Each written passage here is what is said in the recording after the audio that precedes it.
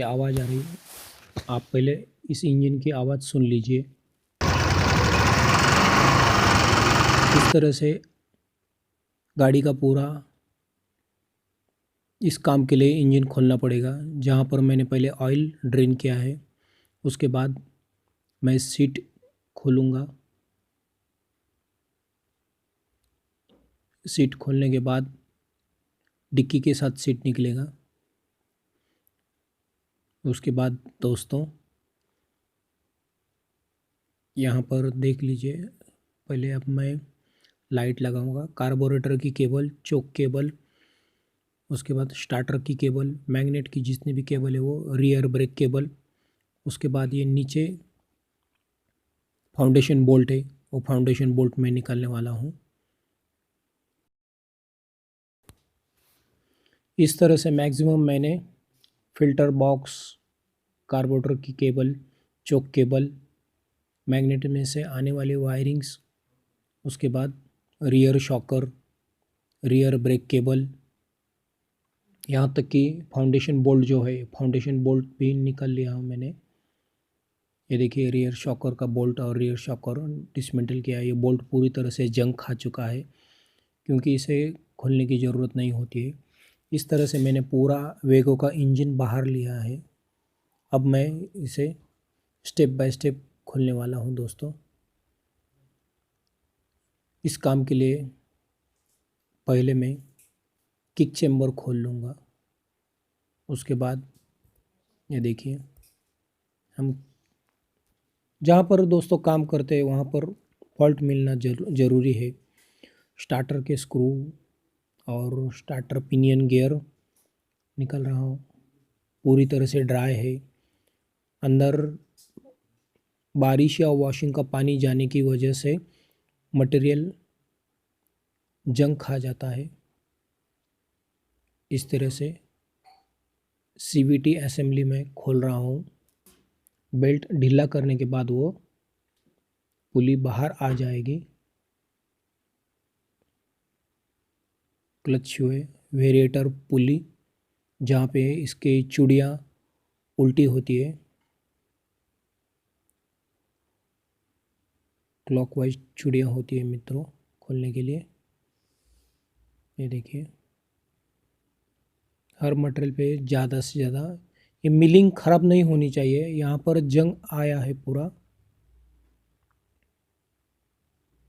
आप देख सकते हैं पूरी तरह से जंग खाया है। जो बुश है वो भी ड्राई हुआ है। वेरिएटर के रोलर से उसे भी किसी तरह की लुब्रिकेशंस नहीं है।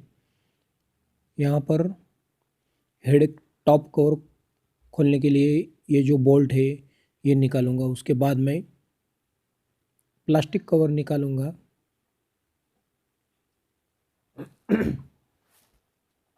ये देखिए, ये जो बोल्ट है ये बोल्ट हमने निकाल लिए है। बोल्ट निकालने के बाद दोस्तों टैपेड कैप की जो कैप है सेटिंग करने के लिए होती है वो भी मैं निकालूंगा, ताकि क्लीनिंग के लिए, साफ़ करने के लिए आसानी हो जाए, या वॉल सीटिंग के लिए फाउंडेशन में रहने से अच्छी तरह से ग्रिप मिलने के बाद खोल सकते हैं हम लोग। अब स्टड है, स्टड के जो 4 स्टड है उनके मैं नट और वॉशर्स निकल रहा हूँ। इस तरह से हमने इसकी पूरी तरह से वॉशर और नट निकाले गए। यहाँ पर एक कॉपर का वॉशर आता है जो ऑयल पंप की स्टड में लगा होता है। मिनी फोल्ड का रबर बाहर निकालना ज़रूरी है ताकि आपकी प्लास्टिक बॉडी आसानी से निकल जाए। मैग्नेट साइड के जो प्लास्टिक कवर होते हैं फ़ैन के लिए वो मैं खोल रहा हूँ। इस तरह से हमने ये फ़ैन कवर को निकाल दिया। अब मैं रोटर या मैग्नेट का फ़ैन निकालने वाला हूँ। उसके लिए मैंने पहले फ़ैन को स्पैनर की सहायता से लॉक किया है। उसके बावजूद 4 हेड स्क्रू ड्राइवर से उसके स्क्रू निकाल कर मैं फैन बाजू में किया हूँ। उसके बाद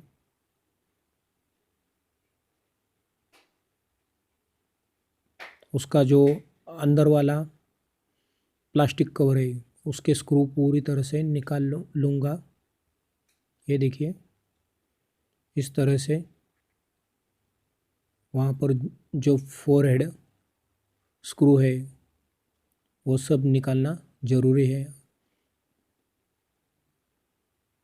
ब्लॉक फिटिंग में भी उसके कुछ स्क्रू रहते हैं जो निकालना ज़रूरी है दोस्तों।